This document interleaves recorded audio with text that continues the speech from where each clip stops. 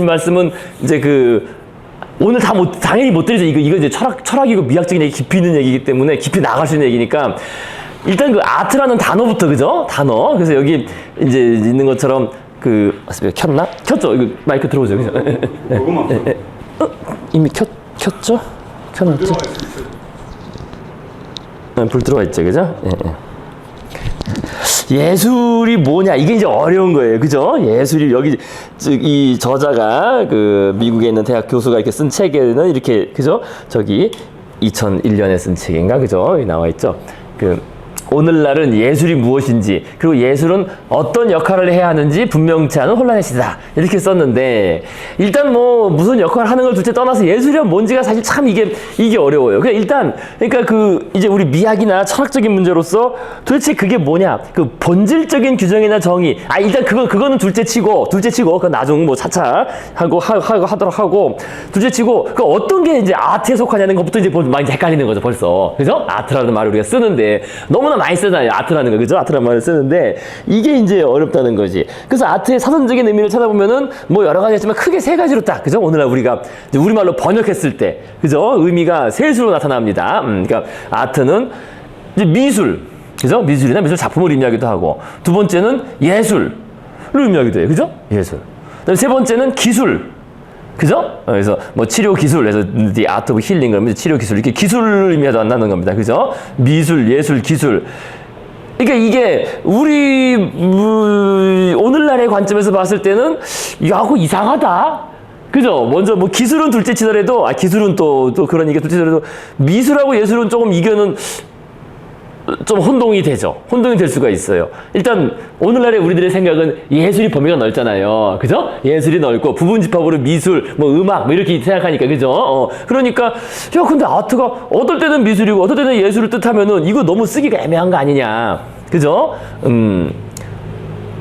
그래서 순서상으로 말하면 원래 그러니까 순서상으로는 원래 기술이고, 그 다음에 미술이고, 그 다음에 예술을 의미하게 됐다, 이렇게 변해왔다고 생각하시면 됩니다, 순서상으로는. 자, 근데 그거는 엄밀한 순서는 아니고요. 일단 이제 그 다음에 보시면 돼요. 바로 이제 그 얘기부터 바로 해보겠습니다. 그게 이제 왜 헷갈리는지. 이 말이 이제 사실 헷갈리면 이제 골치 아프죠, 이거 넘어갔냐. 그러니까 좀 전에 말씀드린 것처럼 오늘날에 우리는 좀 전에 지금 말씀드렸잖아요, 그죠? 이 미술은 예술이 더 범위가 넓고, 예술 속에 미술, 음악, 그죠? 시, 문학, 이렇게, 그죠? 있는 거니까, 이게 어떻게 그러냐. 근데 그래서 바로 그 생각이에요. 어디 갔어? 그러니까 오늘날에 우리들은 아트, 그죠? 아트 또는 아츠, 복수형으로 쓰기도 많이 합니다, 복수형으로도. 그러니까 예술을 사회를 구성하고 있는 여러 영역들 중에 하나로 자연스럽게 떠올린다는 거예요. 그죠? 오늘날에 우리는 사회의 여러 영역 중에 하나. 그러니까 이제 수능 비문학 영역에 보면은 이렇게 돼 있잖아요, 그죠? 이 너무나 지겨운 일이에요. 수능 비문학 영역. 근데 이게 벌써 우리들의 인식을, 그러니까 인문 영역, 인문에는 이제 철학, 역사 이런 게 있고, 그죠? 또 사회, 경제학, 정치, 사회학 이런 게 있고, 그다음에 과학. 그죠? 기술, 예술, 이렇게 돼 있잖아요, 그죠? 지문이 나올 때 예술. 그러니까 이게, 우리는 이 사회를 구성하고 있는 여러 영역 중에 하나구나. 그래서 그것이 대학의 구성에도 반영돼 있어요. 그죠? 대학도 인문대학, 사회과학대학, 자연과학대학, 공과대학, 법과대학, 그 다음에 미술대학. 아니죠. 예술대학인데 그걸 나눠서 이제 미대, 음대 이렇게 한다. 그죠? 그렇게 이제, 그러니까, 우리 사회 전체를 반영하는 게 대학의 각 과들인데, 그죠? 과나 학과 구성인데, 예술은 이제 하나의 이런 독자적인 영역이구나, 이렇게 생각한다는 거예요, 오늘날에 우리는. 그죠? 이게 자연스럽죠. 자연스럽고, 그게 원래부터 그랬구나 생각하기 쉬워요. 예전부터 계속 비슷하게 내려왔겠지.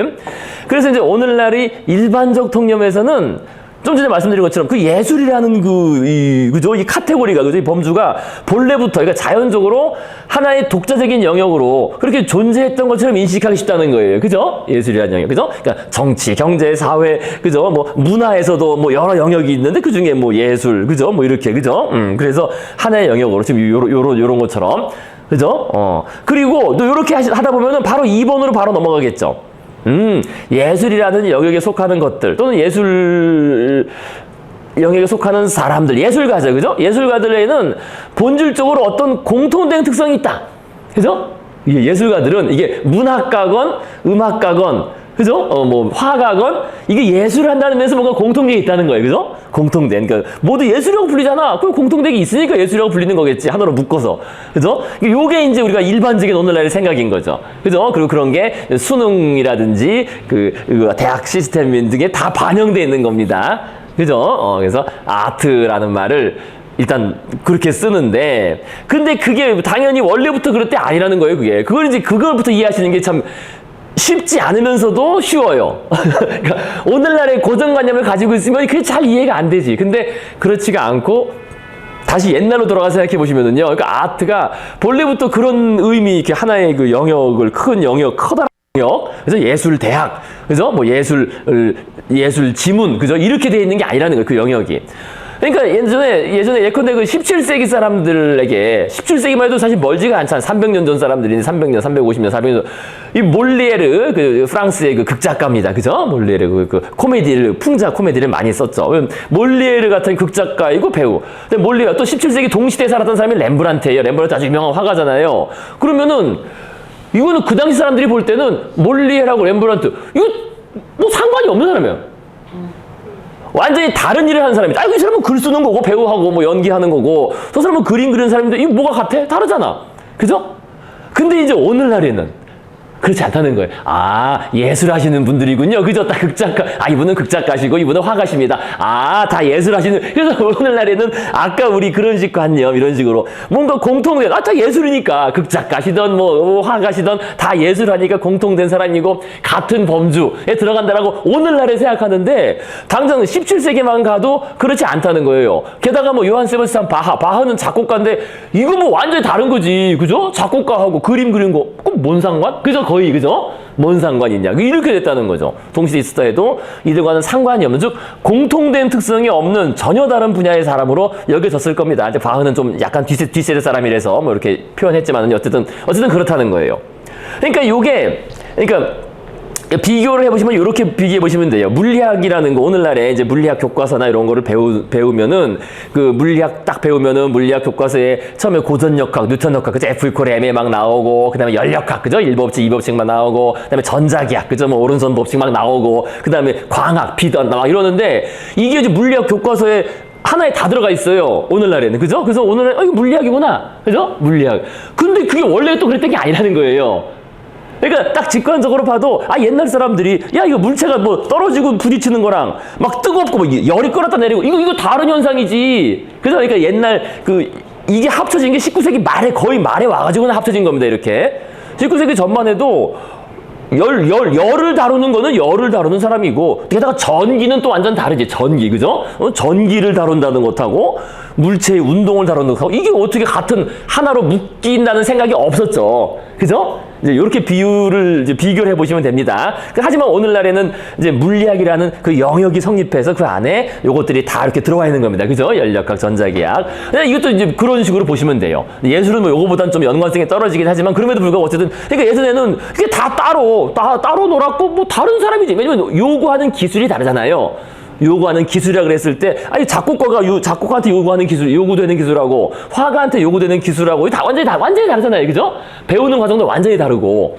그죠? 그러니까 거기에 뭐 무슨 공통성, 그죠? 본질적 공통점, 그런 거를 생각할 것도 없고, 그 당시 사람들도 그냥 그렇게 인식했고, 그죠? 그래서 원래 예술이라는 영역이 이렇게 하나의 카테고리로 있고, 그 안에 음악, 뭐 미술 이런 게 있었던 게 아니다. 그냥 원래 각자 따로따로 알아서 살아가던 거였다는 겁니다. 자, 그런데 이제 오늘날에 우린 그렇게 생각 안 하잖아요. 그러니까 그 생각이 언젠가 형성이 된 거지. 언젠가. 자, 그래서 이제 단어의 뜻을 얘기해 보자면은요, 이거 얘기하자면 뭐 길어지는데 간단히만 아시면 되겠어요. 일단은 나중에 또 나오면 그때 또 이제 계속 말씀드릴 거고요. 그러니까 영어의 아트, 라틴어의 아르스, 그리스어는 테크네입니다. 이게 테크네 기술인 거죠. 그러니까 여기 그러니까 말을 조련하고 시를 짓고 구두 제작, 꽃병을 그리고 통치술, 이것도 기술이라는 거예요. 인간의 모든 기술을 뜻하는 말을 다 테크네라 그랬다는 거지. 그러니까 이제 핵심은 그 반대말이 뭐냐를 이해하시면 쉬워요. 반대말. 옛날에는 아트나 테크네의 반대말은 자연에서 나온 거, 그죠? 자연. 그러니까 이건 인간의 기술을 통해서 뭐 만들어내거나 이렇게 다루는 거고, 이거는 자연에서 나온 거. 이게 반대말이라는 겁니다. 원래는. 그러니까 옛날의 의미는. 근데 오늘날의 의미의 아트는 이게 이런 의미를 가지고 있죠. 그죠? 그러니까 영감과 천재성, 인스피레이션, 그죠? 어떤 영감, 뭐 직관 또는 천재성의 산물로 작품 자체를 즐기면서 정제된이란 말이 중요해요. 다른 게 다 빠진 순수한, 그죠? 정제된 미적 경험을 하기 위한 것이다. 이게 예술이다. 그러니까 예술은 뭐 즐기려고 한다는 거예요. 물론 미적 경험을 하기 위한 거라는 겁니다. 그래서 이거의 반대말은 공예는 이거 실용성이 있는 거예요. 실용성, 그죠? 실용적인 거고. 오락은 정제된 건 아니죠. 그냥 어떤 감각적인, 그죠? 말초적 즐거움. 또는 대중예술도 말초적 즐거움이고. 그러니까 사회, 이런 것도 이제 사회는 벌써 여러 가지 이해관계가 다 포함되어 있죠. 그러니까 이게 반대말이에요. 이게 반대말. 오늘날하고는 다른 거죠. 옛날하고 오늘날은, 그죠? 오늘날의 예술이라 그럴 때는 오늘날의 예술의 반대말은 이제 이런 것들이고, 원래 예술의 반대말은, 아트의 반대말은 자연에서 나온 것이었다. 근데 이게 이렇게 바뀌었다는 겁니다. 그럼 언제 바뀌었느냐? 19세기부터 바뀐 거예요. 딱 200년 전부터. 사실 얼마 안 됐죠. 딱 200년 전부터. 그래서 이제부터 그 얘기를 이제 그 말씀을 드리겠습니다. 이게 이제 그러면 좀 살짝 어려워질 수 있어요. 그래서 오늘날 아트라는 말은 그 의미가 상당히 모호하고 혼란스럽다. 그래서 대중적인 서양 미술사 책에서 이런 점이 잘 나타난다. 그래서 요게 곰브리치 책 그 맨 앞에 있는 얘기인데요. 우리 곰브리치 서양 미술사 있잖아요. 어디지? 그죠? 이거. 곰브리치 서양 미술사 맨 앞에 있는 거. 이게 제일 많이 팔린 책 아니겠어요? 그죠? 제일 많이 팔린 책이고 한데, 근데, 그래, 나도 그럼 이번에 서양 미술사 공부해 딱 책 사가지고 첫 페이지 읽는 순간부터 정신이 없어요. 이렇게 나오거든. 이게 포기하라. 이게 처음에 딱 이렇거든. 이게 처음에 나오는 거야. 맨 처음에 나오는 게 미술이라는 건 존재하지 않는다. 이거 뭐야 이거? 그죠? 미술사인데 미술이라는 것은 사실상 존재하지 않는다. 다만 미술가들이 있을 뿐이다. 뭐 이렇게 이거 뭐야? 뭐 그런가? 어쨌든 뭐 그렇다고 하고. 그래서 이제 그 다음 이거 붉은 시간 보시겠습니다. 이거 상세히 설명 안 드리겠습니다. 이건 나중에 하면 이제 이해가 쉽게 됩니다. 우리들이 미술이라고 부르는 말은 시대와 장소에 따라서 전혀 다른 것을 의미하기도 하였으며, 고유 명사의 미술이라는 것은 실제로 존재하는 것이 아니라는 점을 이해하는 한 이러한 모든 행위를 미술이라고 부르도 이거 뭐야 이거? 이게 존재하지 않는다고 해놓고서 뭐 다 불러라도 이거 뭐 이게 지금 정신이 없어요. 그죠? 딱 대충 읽어보셔도 잘 눈에 안 들어오시죠, 그죠? 이거 뭔가 있는 것 같죠? 뭔가 있어 보이긴 하는데, 근데 뭔지는 사람들을 끌어들이는 원래 좀 애매하고 모호해야 사람들이 이제 계속 이야기를 하는데, 이거 그렇다는 거예요. 미술한 말이 다른 걸 의미하기도 했는데, 또 고유명사의 미술이란 말은 또 뭐고, 현재 이러한 행위, 모든 행위를 미술이라고 불러도 무방하다고 해놓고서 왜 또 미술은 존재하지 않고 미술관 또 뭐고, 이게 아주 이거부터 어려워요. 근데 이것부터 벌써 이 번역에 요게 잘 드러나 있지 않은데요. 번역에, 어디 갔어? 처음에만 딱 아트라고 해놨구나. 아트라고 해놨구나. 아트. 이게 이제 대문자와 소문자를 구별해야 돼요, 요게. 그걸 번역하시는 분들이 요거 잘 그걸 못했어. 옛날 번역에서 그런가 잘 그런 의식이 없었던 겁니다. 자, 그래서 결국 뭐냐, 이제 요 얘기는 일단 그렇게만 아시고요. 이게 대단히 헷갈린다. 심지어 대중적인 미술사 책에서도, 그러니까 사실 이거 어려운 거예요. 아까 말씀드린 것처럼. 이제 미술 좀 공부해봤다고 딱 펼쳤는데 이게 처음부터 이상한 소리 하고 있으니까, 그죠? 이 미술이 뭐냐 이거, 그죠? 자, 그래서 이제 이렇게 보면 더 이제 아주 혼동스럽죠. 게다가 아래와 같은 서술을 접하면 더욱 혼란스럽거나 마음에 들지 않을지도 모른다는 거예요. 요게 책 원문이에요. 원문입니다. 요 박스에 돼 있는 게. 이것도 많이 팔린 책인데 이것은 미술이 아니다. 이게 뭐 이런 책입니다. 이거 딱 실어놓고서 아담의 창조 아니에요. 시스템 대선. 밑에 딱 내가 이 작품을 미술이 아니었다고 말한다면 당신은 어떻게 생각하겠는가? 너 미쳤네. 작가, 너 제정신 아니야. 이게 미술이지 뭐가 미술이 아니야. 근데 미술이 아니었다는 거예요, 지금. 그 다음에 요거 이제 제일 오래된 미술 작품 중에 하나라고 하는, 이제 빌랜드로프의 비너스 25,000년 된 거. 이것도 미술이 아니었대. 그래? 이건 너무 옛날 거니까 그럴 수는 있지. 근데 이거는 미술 같은데? 그죠? 그 다음에 또 다음 페이지 넘기면 요래요. 딱 요거. 색깔이 다르게 나오잖아요. 그죠? 그죠? 색깔이 다르게 나오죠. 그죠? 이게 뭔가 문제가 있네. 그죠? 모나리자. 그죠? 모나리자 딱 해놓고서, 다빈치 모나리자 놓고서 이것도 미술이 아니었대. 딱 밑에 써 있어. 야, 이거 기분 나쁜데? 아까 말씀드린 것처럼 마음에 안 들고, 이거 뭐야? 그러더니 갑자기 이거는 미술이래. 이 뒷시장이 이거 모나리자를 이제 패러디 해가지고 막 이렇게 수염 그리고 한 거, 그죠? LOHOQ라고 이렇게 만든 요걸 놓고서 이것은 미술이래. 이거 뭐야? 이 사람 이거 현대 미술만 미술이라 그러나? 이거 이제 벌써 기분이 나빠져요. 읽는 대중들은 이거 딱 읽으면은 이건 미술이 아니고 이게 미술이라고? 근데 또 그 뒤 넘어가면 또 이런 것도 미술이래. 이 변기 갖다 놓은 거 유명한 거 있잖아요, 그죠? 마르셀 뒷시장이 벌써 100년도 넘었네. 이 변기 그냥 실제 똑같은 저 밖에 있는 변기를 그냥 떼어다가, 그죠? 그 사다가 그냥 갖다 전시장에 전시한 거. 이거 미술이래. 그러면서도 이런 거, 그죠? 또 뭐 이거 비교적 최근이죠, 그죠? 에버헬스 이렇게 딱 이 천에다가 이 염색해가지고 딱 이 걸어놓은 거, 현대 미술 박물관에, 미술, 그죠? 미술관에 가면 보통 있는 거 딱 해놓고, 이것도 미술이래. 그러면은 이게, 그죠? 우리 일반 사람들 입장에서는, 그죠? 일반 사람 입장에서는 이거 좀 뭐 어쩌라는 거냐, 그죠? 이 미술 한다는 사람들이 이게 지들 멋대로, 멋대로 그냥 생각하는 거야? 이 작가가 이거 글 쓴 작가 지 생각이고, 우리도 다르게 생각하면 되는 건가? 뭐 그렇게 생각할 수가 있어요. 그 얘 입장에서는 이게 미술이 아니고, 이런 건 미술이 아니고, 이런 건 미술이고, 그거는 뭐, 그래서 이 글 쓴 사람의 특별한 입장 아니야? 이렇게 할 수가 있다는 거예요. 할 수도 있고, 그 다음에 아까 말씀드린 것처럼 마음에 별로 들지가 않지. 이게 미술이지 뭐가 미술이 아니야? 그죠? 야, 이런 게 명백한 미술이지. 모나리자 이런 거 미술이지. 이걸 왜 미술이 아니라고 이게 과연 말이 돼? 이 기분이 별로 마음에 들지 않는다는 거예요. 이렇게 되면은. 자, 그래서 이제 이런 식으로 엄청난 그 혼란이 있다는 거죠. 아트라는 단어. 예술이란 단어도 그렇고, 미술이란 단어도 그렇고, 그 개념도 그렇고, 일단 그것이 무엇이냐를 떠나서, 그저 적용하는 데 있어가지고 이게 미술이니 아니냐 그거를 나누는 것 자체가 벌써 이게 아주 정신이 없어요. 그러나 이제 오늘날 이제 이거를 정리해서 딱 말씀드릴 수 있는 바가 있다는 겁니다. 이제부터 말씀드리겠습니다. 이게 어떻게 된 거냐? 야, 이게 정확한 얘기예요. 우리가 예술사적으로, 그러니까 예술사회학이죠. 예술사회학. 그러니까 미술은 근대, 쉽게 말해서 한 200년 전, 그래서 200년 전입니다. 19세기 낭만주의, 19세기니까 1800년, 그 프랑스 대혁명 전후로 해서, 프랑스 대혁명이 몇 년이라 그랬죠? 프랑스 대혁명. 1789죠.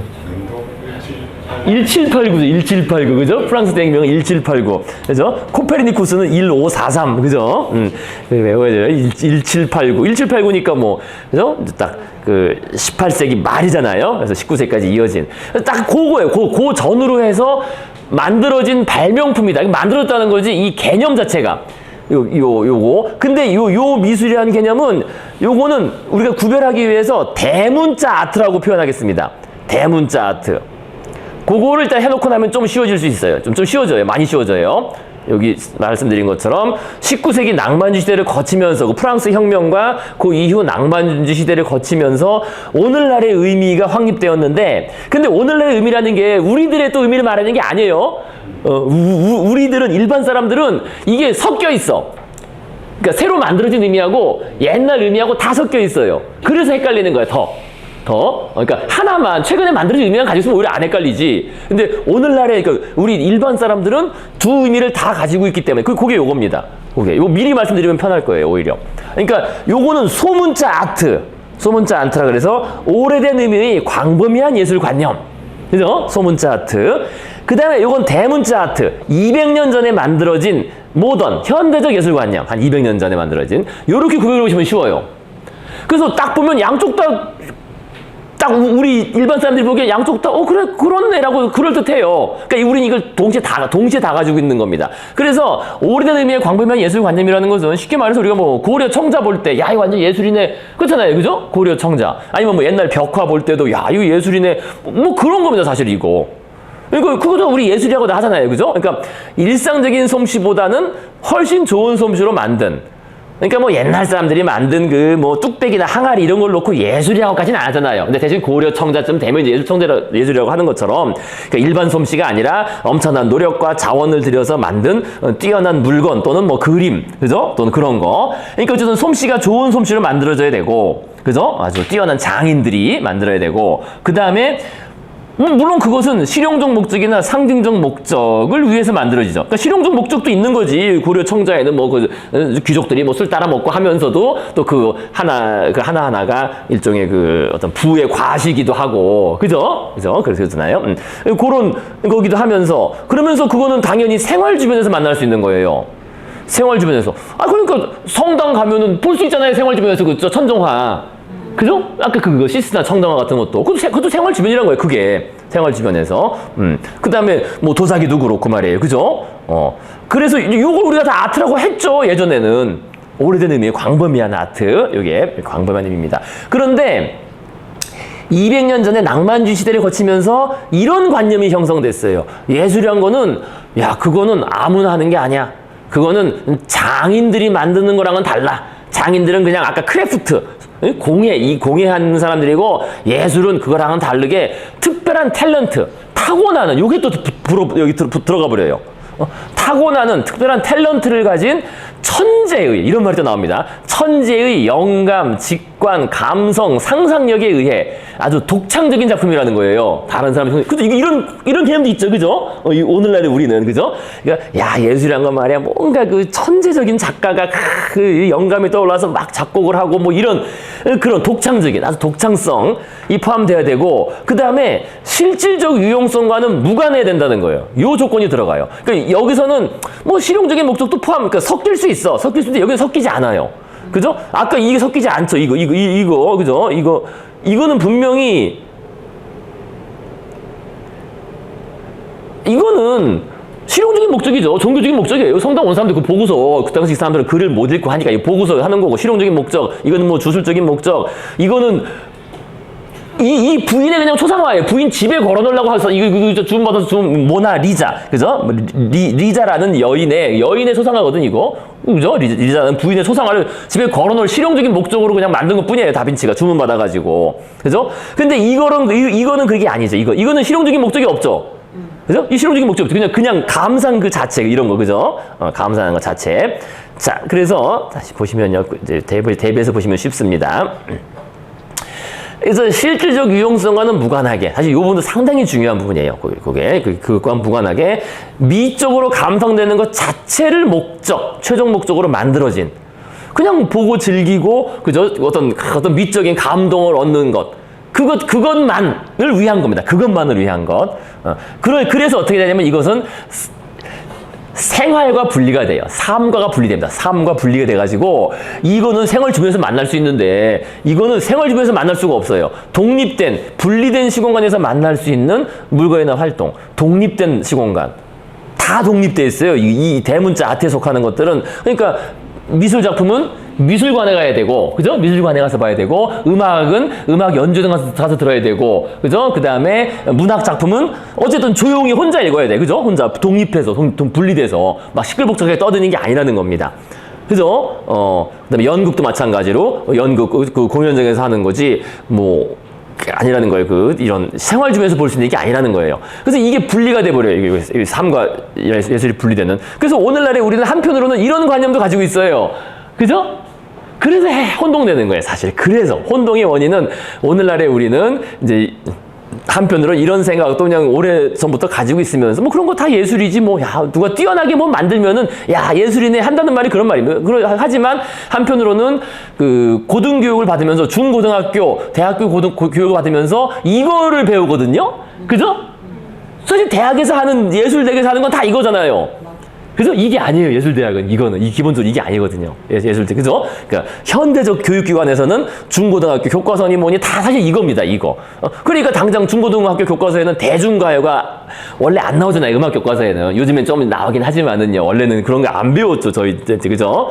다 이런 목적으로 만들어진 것. 그죠? 그런 건 배웠다는 겁니다. 미술도 그렇고. 자, 그래서 요거를 부르자면은 대문자 아트로 우리가 부를 수 있고요. 대문자 아트. 요거는 이제 소문자 아트. 좀 더 일반적이고 보편적인 의미에서. 자, 그 다음에, 요걸 또 다른 말로 할 땐 요거 파인 아트라고 해요. 그래서 파인 아트. 번역하면 순수 예술로 이제 번역을 하긴 많이 하는데 뭐 틀린 말은 아니죠. 그죠? 그러니까 요거랑은 다르니까 전혀 실용적 목적 같은 건 없이 그냥 순수한 예술 그 자체를 위한 것이니까 파인 아트라고 하기도 하고요. 이제 저 같은 경우는 이제 요렇게 불러요. 엘리트 예술. 엘리트 예술. 뭐 저뿐만 아니라 다른 사회적 관점에서는 요거는 왜냐면 엘리트 예술가들만 하는 거거든요. 엘리트 예술가들. 그 엘리트 예술가라는 게 대학을 말하는 거죠. 현대의 대학 시스템에서 이제 그 주로 음대, 미대에서는 이것만 하거든요. 그 사람들이 엘리트 예술가들이죠. 그죠? 엘리트 예술가들. 그러니까 이거 엘리트 예술은 대중예술과 대비되는 개념이에요. 그죠? 대중예술하고 대비되는 개념. 자, 그래서 오늘날에 우리는 이 두 가지 관념을 다 가지고 있기 때문에 이게 막 혼조되고 헷갈린다. 그러나 이 관념이 형성된 거는 한 200년밖에 안 됐다는 겁니다. 정말 얼마 안 됐어요. 한 200년. 자, 그래서 그 관념의 형성에 대한 얘기를 이제 간단히 해보시겠습니다. 형성. 그래서 아까 요거 읽었던 거래요. 그죠? 한 200년 전이다. 그래서 우리가 아는 미술은 그 상대적으로 최근에 나타난 현상으로, 그러니까 200년밖에 안 된 거니까, 그죠? 그래서 미술관에 전시되고 박물관에 보존되며 수집가들이 구매하고 대중매체 내에서 복제되는 그 무엇을 말한다. 이게 이제 미술 체계라는 거예요. 미술 시스템, 그러니까 사회 체계, 사회 시스템. 그래서 미술가가 미술 작품을 창조한다 하더라도 그 자체로는 아무런 소유나 가치가 없다. 그러나 이 미술 작품들은 미술의 여러 제도들, 화랑이나 미술사, 미술, 출판, 박물관 등 내로 순환하면서 비로소 현대 세계의 다른 어느 것보다 상대적으로 깊은 의미와 중요성을 획득하고 가치가 증폭된다. 그러니까 이제 여기 오늘은 안 실어놨지만은 감상하고 오셨던 거 바나나 붙여놓은 거 있잖아요. 그죠? 아시죠? 바나나 붙여놓은 거죠? 그 바나나 붙여놓은 거는 뭐 본인이 집에서 붙여놓으면 무슨 의미가 있어? 아무 의미가 없잖아요. 그죠? 근데 그것이 이제 사회적으로 이렇게, 그죠? 어떤 화랑에 전시가 되고 출판물로 나오고 그렇게 되면 이제 뭔가 의미를 가지면서 야, 거기에 뭔가 깊은 의미가 있지 않냐면 사람들이 막 생각한다는 거예요. 물론 그렇다고 생각하는 사람도 있고 아무런 가치가 없다고 생각하는 사람도 있고, 그죠? 자, 바나나 뭐냐 하는 사람도 있고, 어쨌든 뭐 이거는 글 쓴 사람은 미술 계열 사람이니까 중요하다고 쓴 건데 사실 또 그것도 그렇지도 않아요. 그렇게 볼 수는 없어요. 그건 평가는 평가 나름인 거고 평가는 나중 문제고. 그래서 어쨌든 이 사람은 그 사회 시스템적인 측면을 주로 얘기하는데 일단 그 부분은 맞아요. 그게 그렇게 형성됐기 때문에. 자, 그래서 이것도 다른 저자의 글을 쓰면 이렇습니다. 그러니까 그것은 예술이라는 우리 현대적 시스템은 200년 전에 유럽인들이 발명해낸 것이다. 그러니까 지금 말하는 그 시스템, 대학에 예술 대학이 설치되고 음악대학, 미대, 또 박물관 이런 거, 그죠? 박물관, 뭐 교향악단, 연주장 이런 게 만들어진 게 길어야 200년도 안 된다는 거예요. 그전에는 그런 박물관 자체가 없었어요. 그런 게 어디 있어? 미술관이라는 게 따로 없었다는 거죠. 그러니까 분리된 공간이 없었어요. 미술관, 뭐 그죠? 뭐 박물관, 뭐 이런 연주회장 그런 게 없었다는 거지. 그래서 요걸 보시면 이제 쉽습니다. 르네상스 시대의 회화들, 아까 나왔던 다빈치 모나리자라든지, 그죠? 모나리자는 액자에 끼워져 미술관에 걸려 있잖아요. 그죠? 루브르 박물관에 딱 있다고. 그죠? 아니면은 강의실이나 또는 미술책에 단독으로 등장한다는 겁니다. 그게 단독으로라는 게 바로 요겁니다. 본래 존재했던 곳에서 도려내어서 당시에는 존재하지 않았던 곳으로 옮겨졌다는 거죠. 그죠? 본래 존재했던 곳. 뭐 성당이나 아니면 어떤 가정집의 어떤 뭐 하나 이런 벽이나, 그죠? 이런 데서 오려가지고 그 당시 존재하지 않았던 미술관으로 옮겨져가지고 이게 작품이다라고 전시되어 있다는 거지. 근데 그 대부분이 원래는 특정한 목적이나 장소에 맞게 제작된 것입니다. 그죠? 침실 벽이나 공회당 천정에 맞도록 짠 재단이나 홀레형 옷장의 일부. 그지? 옷장의 일부로 그냥 이게 장식화로 들어간 것 뿐이라는 거예요. 근데 그거를 일깨우는 단서는 거의 없죠. 왜냐면 좀 전에 말씀드린 것처럼 다 도려내어가지고 딱 이렇게 액자에 들어가 버렸으니까 이게 원래 어디 있던 건지 모른다는 거지. 그죠? 원래 목적이. 자, 마찬가지로 세익스피어도 마찬가지예요. 세익스피어. 요 예를 들면 좀 더 쉽죠. 그러니까 세익스피어의 희곡들 역시 원래는 시공을 초월한 문학의 걸작으로 읽히기 위해 쓰인 영구불변의 작품이 아니라는 거예요. 요게 중요한 얘기예요. 작품. 우리 아까 그 현대적 관념에서는 작품이라는 생각 있죠. 작품, 예술 작품. 근데 이건 작품이 아니라는 거예요. 세익스피어는. 오늘날에 우리는 뭐 세익스피어가 인간의 본성을 고민하고 인간이란 과연 어떤 존재인가, 인간의 희노애락, 인간의 보편적인 희노애락을 어떻게 표현했을까 이렇게 고민해가지고 쓴 줄 알지만 그렇지가 않다는 거예요. 그것은 대중공연을 위해 쓰인 가변적인 대본. 오늘날로 말하면 쪽대본이에요. 쪽대본. 세익스피어 쪽대본이에요. 진짜 쪽대본이에요. 왜냐면은 이제 그때 계속 원래 공연을 하면은 사람들이 와서 돈 보고 돈 내고 가는 거 아니에요. 근데 그날 배우가 뭐 아파서 안 나오기도 하고 그렇잖아요. 또 누구 뭐 어디 갔다 그러고 이번에 야 걔 또 없냐 해서 지우고 새로 쪽대본, 그런 식으로 대본을 계속 그날 계속 쓴 거예요. 써가지고 올린 겁니다. 이게 사실은 세익스피어라는 게. 그러니까 여기 쓴 것처럼 시공을 초월한 인간의 뭐 본성을 탐구하는 뭐 그런 드라마가 아니라 그냥 그때 사람들 많이 끌어모아서 돈 벌고 또 사람들한테 대중적인 오락적인 뭐 그런 걸 주기 위한 쪽대본에 불과하다는 거예요. 이게 가변적인 대본이라는 게. 이게. 그러니까 오늘날에 우리는 그렇게 안 보죠. 셰익스피어를 읽을 때, 야, 이거는 뭐 영원한 고전이야. 거기엔 인간의 본성, 희노애락이 다 들어있어. 그거는 현대적 예술관념인 거예요. 그걸 적용해서 보는 거지. 사실 이게 잘못된 거예요. 그것도 다 도려냈다는 겁니다. 도려내서 우리가 본다는 겁니다. 자, 그래서 셰익스피어 희곡을 문학 선집에서 뽑아 읽듯이 르네상스 시대의 회화를 그것만 따로 관람하거나 바흐의 순환곡을 연주회장에서 바흐의 순환곡은 이거 그냥 종교지, 종교. 그죠? 종교 행사의 일부잖아요. 성당이나 교회에서 들으면서 그냥 다들 뭐 참회를 하고 눈물을 흘리고 뭐 종교 행사의 일부로서 하는 건데 오늘날에 그거를 거기서 도려내가지고 연주회장에서 듣고서 음악적으로 근데 그런 거는 바로 오늘날의 관점에서 본다는 겁니다. 현대적 예술관념, 즉 예술이란 미적인 관조를 겨냥한 자율적인 작품들의 영역이라는. 그 셰익스피어도 그랬고 르네상스 회화도 그랬고 바흐도 그냥 오로지 미적 감상을 위해서만 작곡하고 쓰인 것처럼 잘못 생각한다면 안 된다는 겁니다. 무슨 말씀인지 아시겠죠? 그죠?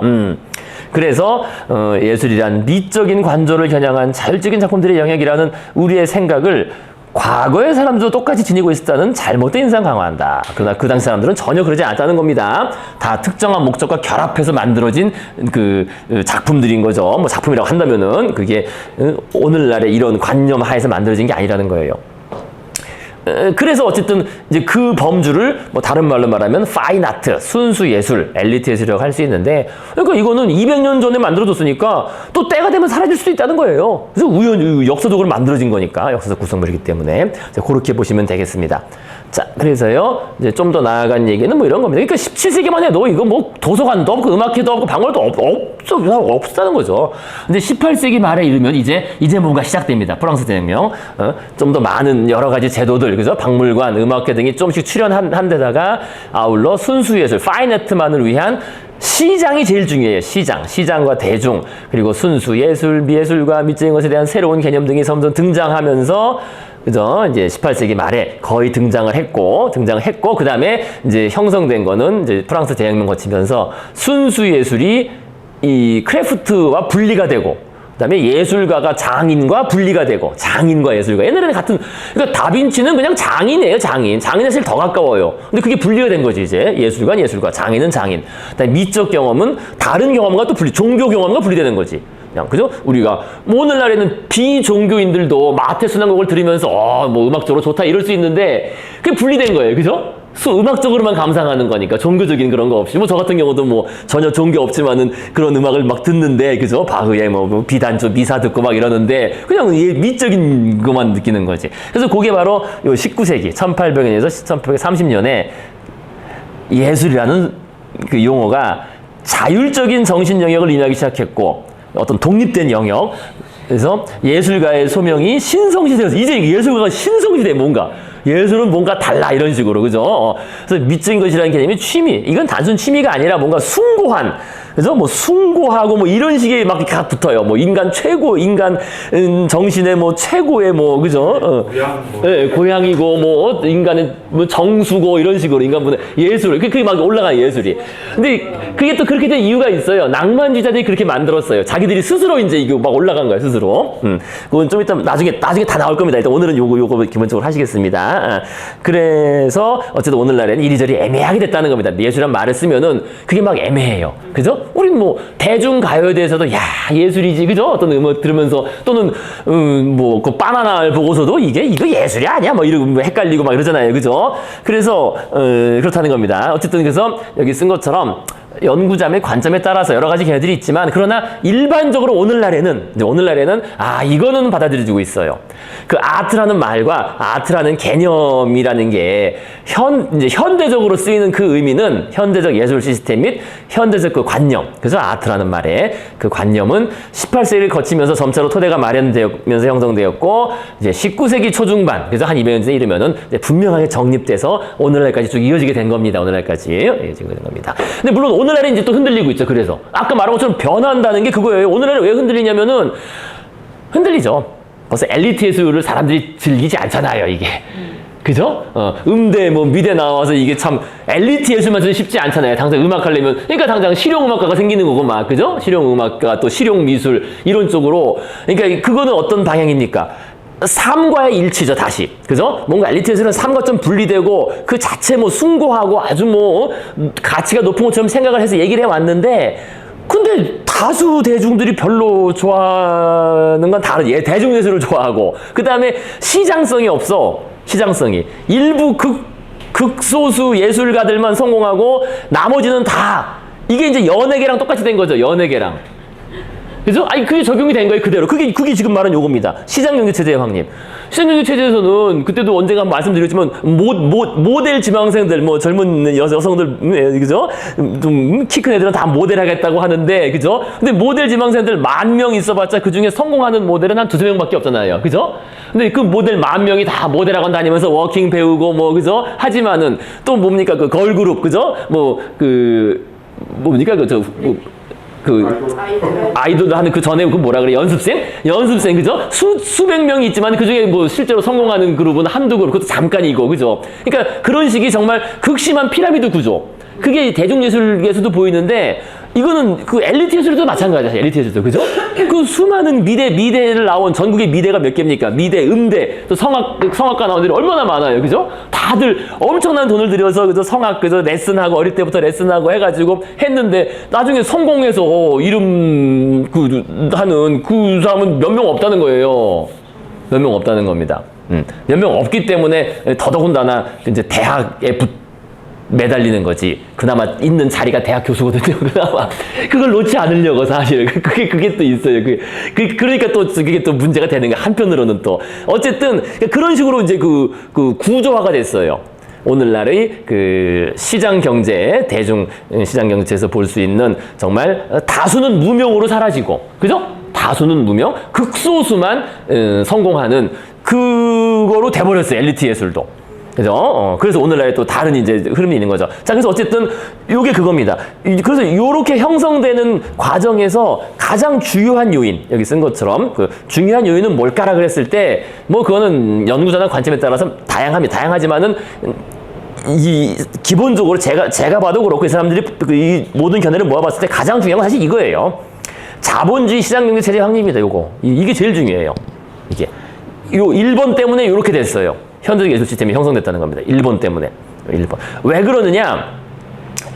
그 전에는, 그러니까 아까 바하만 해도 바하만 해도 곡을 자기가 쓰고서 뭐 곡을 판매하는 게 아니죠. 주문받고 쓰는 거예요. 주문받고. 그죠? 돈 받고 이미 선주문 받고 이런 곡을 써두세요. 뭐 쓰세요. 교회에서 주문받고 아니면 뭐 모차르트도 말이에요. 그죠? 귀족들 누구 생일에 뭐 이거 하게 대관식, 그래서 딱 곡 제목이 대관식이고 이렇잖아요. 그죠? 대관식 협주곡 이런 거. 그러니까 그 주문을 받고 제작해 주는 거예요. 제작. 그죠? 또 다빈치도 마찬가지입니다. 그 모나리자라는 그 귀족 부인이 돈 주고 제 초상화 이렇게 그려주세요 해서 돈 받고 그리는 겁니다. 또 시치나 성당화도 교황이 주문해가지고 그리는 거고요. 그죠? 그러니까 그 전에는 다 주문 받은 대로 만들고 그렸다는 거죠. 요게. 그 전에는. 즉, 시장 경제가 아니에요. 예술가들이라는 게. 그죠? 주문 받고 그것에 맞춰서 주문자에 맞춰서 어떤 뭐 벽화를 만들고 뭐 공예품을 만들어서 납품을 하고 납품업자지. 근데 이제부터는 그게 아니게 된 거죠. 이 낭만 시대를 거치면 자본주의가 성장하면서부터 그게 이제 전통적인 귀족이 몰락해서 그래요. 예. 귀족들은 계속 주문을 했거든. 귀족들이 주문을 하고, 왜냐면 그걸 가지고 자기들을 빚내야 되기 때문에. 근데 그게 주요한, 나중에 다 배우시겠지만, 바로크 예술이 그게 핵심입니다. 바로크가. 그래서 화려해요, 바로크가. 바로크, 루이 14세, 이런 사람들, 그죠? 화려한 게 자기를 빚내야 되니까 계속 주문해가지고, 그래서 귀족들은 항상 빚더미에 앉았는데, 근데 이게 혁명이 일어나서 엎어지고 나서, 또 산업혁명, 신명이 엎어지고 나서, 귀족들은 이제 뭐 다 거지가 되거나 없어지고, 부르조아가 이제 신흥 부르조아들이 사회 지배 계급이 됐는데, 이 사람들은 그러지 않았다는 거예요. 부르주아들은 왜 그 프로테스탄트 윤리해가지고 금욕주의 이런 거 아시죠? 그죠? 돈은 쌓아놓기만 하고 사치는 안 하는. 이러니까 예술가들이 굶어 죽는 거지. 예술가한테 원래 써야 되는데 자기를 빛내고 막 드러내기 위해서 막 예술을 해야 되는데 이걸 안 하니까. 그리고 이제 그때부터는 이제 소설가도 그렇고 다들 주문 받아서 쓰는 게 아니라 자기들이 뭔가 써서 이제 팔아먹어야 돼. 그게 시장 경제라는 거예요. 근데 사람들이 뭘 좋아할지 모르잖아요. 상당히 어려워지는 거죠. 그래서 이제 아까 말씀드린 것처럼 대신 한 번 성공하면은 대박 나가지고, 그죠? 크게 성공하지만 대다수는 그냥 무명으로, 가난하고 배고픈 예술가. 나중에 다 나올 겁니다. 이제 그 낭만주의 시대부터 오늘날 익숙하잖아요. 가난하고 배고픈 예술가. 그게 이때부터 나오는 관념이라는 거죠. 이때부터. 먹고 나면 터지고. 네. 자, 그래서 그런 얘기도 다 나올 겁니다. 그래서 어쨌든 요 큰 틀을 잘 이해하셔야 돼요. 자, 그래서 어쨌든 제일 중요한 요인은 자본주의 시장경제 체제가 확립되면서 또 그 지배 체제가 바뀌면서 전통적인 귀족들은 몰락하고 부르주아 지배 체제가 되면서 예술가들한테는 후원자들, 빠뚜롱, 그죠? 빠똥이라고 하죠. 페이트론. 후원자라든지 주문 체제가 붕괴하고 시장에서 그냥 내던져져가지고 자기들이 작품을 팔고 살아가야 됐다. 그 어려워진 거지. 상당히 어려워진 겁니다. 그때부터. 그래서 예술가의 위기가 시작된 거지, 한편으로는. 자, 그 다음에 또 하나는 사상적으로 이거예요. 과학에 대항할 수 있는 독자적인 영역을 수립하고 했다는 겁니다. 그래서 예술가 하면 뭉쳐라 되는 거예요. 뭉쳐라. 그전에는 다 달랐는데 문학은 문학이고 음악은 음악이고, 그죠? 뭐 시 쓰면 시 쓰는 사람하고 소설은 또 다르죠. 또 다르고, 화가는 화가고 조각가도 다 달랐는데 이게 이제 이 시대를 거치면서 과학이 점점 모든 영역에 확산되고 과학적 세계관이 확산되면서 이 예술이 이제 요거랑 연관돼요. 인간 고유의 것이라 여겨지는 것들, 이런 게 자꾸 과학적으로 이제 환원되고 설명되고 해체되고 이런 식을 거쳤거든요. 그래서 이건 아니다. 세상이 그렇게 합리화되고 말이야, 과학화되면 안 된다. 그런 게 있어요. 19세기 낭만주의가 대항 운동인데, 그래서 우리가 뭔가 뭉쳐야 된다. 쉽게 말해서 인간 고유의 어떤 우리도 뭐 사랑, 감정, 그죠? 그런 거를 지키기 위해서 우리가 뭉쳐야 된다 그러면서 예술들을 합치게 된 겁니다. 그래서 아까 말한 그 합쳐지는 개념. 원래 아트는 그냥 미술만 뜻했는데 아트라고 하면서 거기에 이제 다 이제 집어넣은 거죠. 그죠? 과학이 아닌 것들, 과학도 아니고 정치도 아니고 경제도 아니고 아닌 것들을 모으니까 뭐 예술, 그죠? 문학, 음악, 그죠? 그런 거, 시, 회화, 이런 게 다 뭉쳐가지고, 이제 단일 대우로 우리가 과학에 대항해야 된다. 그 흐름이 또 아주 커요. 네. 과학이라는 게 다른 말로 하면 제가 보기에는 수학화해서 계산할 수 있는 것. 그죠? 수학화 계산하는 것하고 이제 사회적으로는 합리화. 그죠? 합리화 과정, 합리화. 예술이라고 하는 게 그런 느끼하는. 이거 설명할 수 없다. 그래서 아까 나오는 이거예요. 어디 갔지? 어디 갔어? 맞습니다. 요거. 그러니까 영감, 직관, 감성, 상상, 이거는 계산할 수 없는 우리 인간만의 고유한, 그죠? 인스피레이션에 의한 것이다. 그래서 요걸 가지고서 우리가 뭔가, 그죠? 이 소중한 것을 지켜야 된다. 그런 이제 관점인 겁니다. 쉽게 말씀드리자면요. 아까 어디 갔지? 여기서. 그죠? 그래서 나왔어요. 그래서 요거는 그 뒤 흐름으로 하고 연결해서 중요해요. 그 뒤쪽의 흐름. 19세기 이후의 흐름에서 계속 이제 이것하고 이 과학을 해서 의식하고, 과학뿐만 아니라 기술, 그죠? 과학과 공학의 발전을 의식하지 않을 수 없잖아요. 그죠? 그래서 그것과 계속 대응하면서 현대 예술, 현대 미술이 특히 여러 가지 대응 방식으로 막 나가는데, 그거 나중에 다 얘기 나올 겁니다. 그래서 큰 틀에서 이렇게 보시면 되겠습니다. 물론 이외에도 다른 요인들을 많이 얘기하는데요. 그건 또 차차 우리가 보도록 하시고요. 어쨌든 요런 두 주요한 요인들을 작용하면서 200년 전에 오늘날의 우리의 그 관념, 좀 전에 우리 봤던 바로 요 관념, 이제 이렇게 보면 쉽죠, 이제. 그죠? 그러니까 전통적으로는 뭐든지 다 될 수 있는 거예요. 귀부인이 자기 초상화 주문해서 멋지게 그리면은 그것도 예술이지. 그죠? 또 고려 청자, 그것도 예술이지. 생활 주변에서 만날 수 있고, 그죠? 성당 가면은 딱 이렇게 볼 수 있고, 그게 예술인 거죠. 전통적으로는. 그런데 200년 전부터는 예술가들이 뭔가 살기가 어려워지면서 이거는 우리가 하는 작업은 특별한 것이다 라는 것을 강조하면서 사실 이런 관념이 나온 겁니다.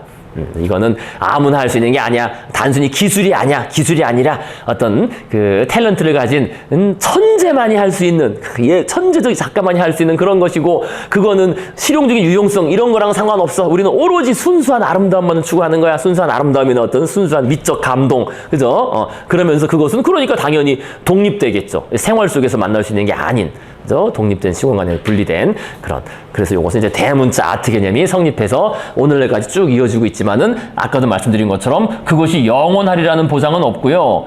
그죠? 역사적인 구성물이기 때문에 이 개념이 벌써 오늘날에 흔들리고 있다는 걸 보시면 알 수 있습니다. 그러니까 이게 한 20, 30년 뒤에 또는 한 50년 뒤에는 어떻게 될지 몰라요. 이게 또 다른 식으로 될 가능성이 높다고 봅니다. 계속 유지된다고 볼 수는 없어요, 사실은. AI가 집을 서기 시작하고 그러니까. 창조적인 작업을 하기 시작하면 예술도 바뀌겠죠. 그러니까 바뀔 수밖에 없어. 이게 그냥 계속 간다고 볼 수 없어. 이것도 200년 됐는데 이미 아까 말씀드린 것처럼 이미 사실은 20세기 그 중반을 거치면서부터는 미술사적으로는 거의 끝났다고 봐야 돼요. 20세기 초에는 우리 유명한 사람들 많잖아요. 뭐 피카소니 뭐 이런 그 이른바 독창성에 빛난 아까 말한 대로 정말 독창적인 시도들이 많이 나왔거든요. 뭐 표현주의 뭐 등등에서 여기 배우시겠지만은요. 사실 그래요. 여기 목차를 보시면 딱 그게 돼 있다고요. 그죠? 목차 보시면 20세기 미술 해가지고 그죠? 그죠? 8페이지에 그죠? 목차에 그 19세기 미술에는 정말 다양한 시도들. 이게 왜 다양한 시도들이 왜 막 나오냐면요. 바로 그것 때문에 그래요. 아까 말씀드린 것처럼 뭔가 독창적인 정말 남들은 이 독창성이라는 게 오리지널리티 아니에요. 오리진. 그러니까 기원. 오리진이 영어로 기원 아니에요. 그러니까 그 기원이 자기한테 있다는 거예요. 결코 다른 사람과 카피하지 않고. 그죠? 자기로부터 우러나온 오리진, 기원이 자기한테 있다. 오로지 그 독창이에요. 독창. 혼자 만들었다. 그래서 이 독자적인 시도들이 쫙 나오는 이때부터 그게 이제 대표적인 게 인상주의부터거든요. 인상주의도 참 그 작품들이 참 그렇잖아요. 멋있잖아요. 그죠? 아주 독창적이고 또 그 작가들 다 다르고 그죠? 그러니까 그런 것들이 한편으로 성공적인 거예요. 한편으로. 인상주의, 후기 인상주의, 표현주의. 그죠? 그다음에 뭐 야수주의, 야수파, 입체주의 이런 거 다 아주 그 독창적인데 근데 요걸 이제 넘어가면서부터 이 동시대 미술이라는 게 요게 1945년 전쟁 끝난 다음이거든요. 요로 넘어가면서부터는 뭔가 이제 좀 이것저것 많은 시도들은 있는데 대가는 없고 피카소라든지 뭐 이런 식의 거다란 사람은 큰 거 없고 그냥 고만고만한 이것저것 등등만 쭉 나오는 그렇게 돼버린 거예요 이게. 그러면서 뭐 비디오 아트 뭐 해서 뭐 계속 만들어내긴 뭐 어떤 뭐 개념을 만들어내는데 뭐 키치 뭐 별거 다 만들어내는데 이 별건 없는 사실 그래요 이 흐름도. 현대라고 네. 하는 사회는 어떻게 보면 근대 이후에 가장 큰 특징이 과학에 압도된 사회. 그렇죠. 예. 그건 뭐 어쩔 수 없죠. 그러니까 이런 미술을 보니까 그런 부분도 좀 드러나는 거예요. 많이 드러나요. 그러니까 앞으로 이제 보시면 이제 알겠습니다. 그래서 사실 그래서 그래요. 그래서 이미 요 개념이 이미 균열이 갔다. 이제 앞으로 차차 말씀드리겠지만은요. 자, 그래서요. 일단 이제 그렇게 보시면 일단은 이제 가장 기본적인 얘기는 이해하신 겁니다. 아, 그래서 우리가 오늘 아트 또는 예술이라고 하면 말이 막 혼란스러운 거구나. 그죠? 좀 이해하시겠죠? 그죠? 그러니까 사람들은 편할 대로 어떨 때는 이런 걸 의미하고 어떨 때는 또 이런 걸 의미하고 막 그래요. 실제로 당장 철학과 교수님들이 미학 이런 공부 안 했으니까 뭐 이거 했다 막 그래. 그러면 그게 나서도 뭐라고 하기도 그렇고 말이야. 또 이거 설명을 해야 되는데 이거 무슨 설명하고 있어. 근데 이거 철학을 했으니까 이런 걸 몰라서 그렇지. 근데 뭐 그렇죠 뭐 사실 또 일반 사람도 마찬가지예요. 심지어 뭐 그 유명한 사람들 쓴 글도 보면은 막 혼재돼 있어요. 예술에 대해서 막 한편으로 막 찬양하면서도 야 그러나 그게 삶과 분리되면 안 된다 막 이런 얘기하고 그럼 어떡하라는 거예요. 그게 벌써 본인이 이 두 가지 생각이 짬뽕돼 있는 거예요. 본인들이 다. 그죠? 자, 그래서 이제 그 혼란의 원인과 혼란의 그 뿌리와 이런 거를 자, 이해하시고 나면은 이제 좀 더 예술이라는 단어를 좀 좀 더 잘 쓰실 수 있으시겠죠. 자, 그래서 일단 우리는 이제 아트인데 영어 단어는 아트인데 아트는 1차적으로는 미술을 뜻해요, 미술을. 영어는 아직도 그래도 영어가 아트라 그러면. 그래서 아까 말씀드린 것처럼 예술이라는 걸 뜻할 때는 그냥 아트, 복수형으로 보통 씁니다. 그래야만 아트라고 해야만, 이 전체, 뭐 미술 말고 다 포함해서 뭐 이렇게. 자, 그래서 일단 아트라 그러면 미술이라고 우리가 이제 얘기를 할 수 있겠고요. 그다음에 미술은 세 가지죠. 그죠? 회화, 조각, 건축. 그죠? 이렇게 세 가지. 회화, 조각, 건축. 자, 그래서 미술의 기원, 그것도 보시면 되겠습니다. 미술의 기원은 언제냐? 회화, 조각, 건축의 뿌리. 자, 그래서 지금 시간이 어떻게 됐습니까? 좀 쉬었다 합시다. 일단 좀 책을 좀 보시고 이제 좀 하시는. 그래서 어쨌든 제 생각에는 앞으로 하루에 한 10페이지 정도 기준으로, 그러니까 이게 350페이지 되는데요. 한 10페이지 기준으로 하면은 그러니까 30번 생각하시는 거죠. 30번 정도 해서 30번, 30회 정도, 30주 정도. 그러니까 한 1년 될 겁니다. 근데 뭐 1년 됐는데요. 1년 됐는데 이제 이거는 이제 책 뭐 한 권이라기보다는 이제 다양한 걸 많이 하니까. 우리 사케이스도 1년 했어요. 1년 네. 이거 한 1년 걸리겠다. 설명하시면서 같이 읽고 이렇게 하시면 되니까요. 자, 그래서 처음에 4페이지에 미술, 아는 만큼 보는 즐거움, 이렇게 되어 있는데, 요면 워낙 많이 들은 말이죠. 그죠? 들어보신, 그죠? 아는 만큼 보인다. 근데 이게 어려운 게, 그럼 뭘 알아야 되냐? 이걸 뭘 알아야 되느냐? 쓴 것처럼 뭘 알아야 되느냐? 어디 갔지? 어디다 써놨는데? 어디다 써놨는데, 내가?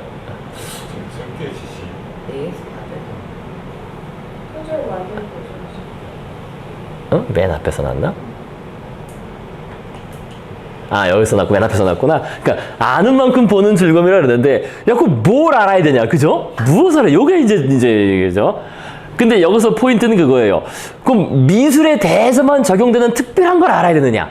그 질문. 자, 그 다음에 즐거움. 즐겁다는 게 어떤 종류의 즐거움일까? 이건 미술을 통해서 많이, 그죠? 이게 only. 그거를 통해서 많이 얻을 수 있는 특별한 종류의 미적 경험이 있느냐? 요 물음이에요. 사실 요거는 이제 이거랑 연관되는 거죠. 미술과 다른 분야, 다른 것들과의 공통성은 뭐냐? 또 차별성은 뭐냐? 이거 이제 계속 우리가 앞으로, 그죠? 계속 1년 내내 이제 탐구를 하겠죠. 그런데 당연히 미술에게 있으면 적용되는 게 있지는 않겠죠. 그건 좀 오히려 상대적으로 적고 공통적인 부분이 사실 훨씬 크겠죠. 그죠? 이게 공통적인 부분. 자, 그래서요, 이제 계속 가시겠습니다. 그거.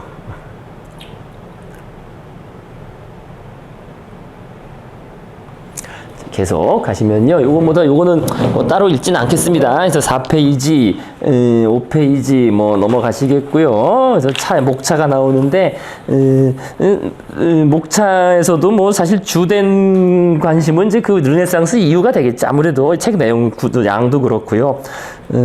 그래서, 우리가 앞부분은 미술의 기원, 해서 미술의 기원, 회화, 목차를 보시면요. 회화, 조각, 건축의 뿌리, 그래서 선사시대 미술, 그 다음에 메소포타미아, 그 다음에 이집트, 그리스, 로마, 아메리카, 아프리카 이렇게 나옵니다. 근데 이건 뭐 저도 잘 모르고요.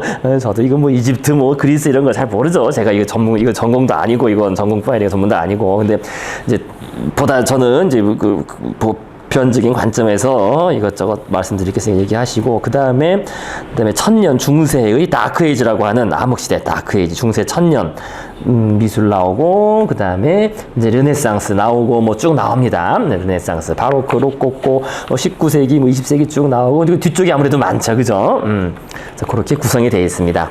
구성이 되어 있고, 그거는 뭐 차차 보시겠고요. 먼저 그러면 미술의 기원 해서 이렇게, 미술의 기원. 근데 이제 이 책이, 자, 12페이지 보시겠습니다. 12페이지. 회화, 조각, 건축의 뿌리. 한마디로 미술, 그죠? 미술을 이제 세 분야로 나누면 회화, 조각, 건축이라고 이렇게 볼 수 있습니다. 볼 수 있는데요.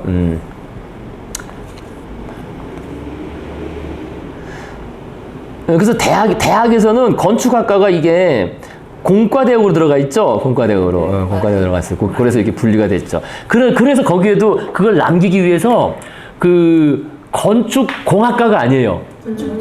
건축학과라고 되어 있어요. 그거를 그러니까 건축을 이제 둘로 나누자면은 토목하고 건축인데, 토목은 토목공학과고, 그죠? 이제 삽질하는 거, 그죠? 삽질이라 그러고, 삽질. 근데 건축은 이게 또 예술 쪽이기 때문에. 건축공학과라는 데도 있어요. 그죠? 그렇게 이름이 붙은 데도 있어요. 건축공학이라고 이름 붙은 데 있어요. 서울대 같은 경우는 건축공학과. 건축과하고 따로. 서울대는 건축학과. 네, 서울대 건축학과. 구조의 건축학 같은 걸 해야 되니까. 한양대 두 개 다 있어요. 네, 그래서 다 있죠. 네. 어쨌든 그게 이제 그런 식 구분이 암암이 있는 거예요. 그러니까 요게 미술의 한 분야로 봤을 때는 그냥 건축 또는 건축학과. 그래서 그 연장선에서는 그게 아니라 공학적인 측면으로 강조할 때는 건축공학이라고 하는 거고. 근데 어쨌든 우리가 오늘날 이 건축은 이제 미술의 일부로 여기 이제 들어가 있습니다.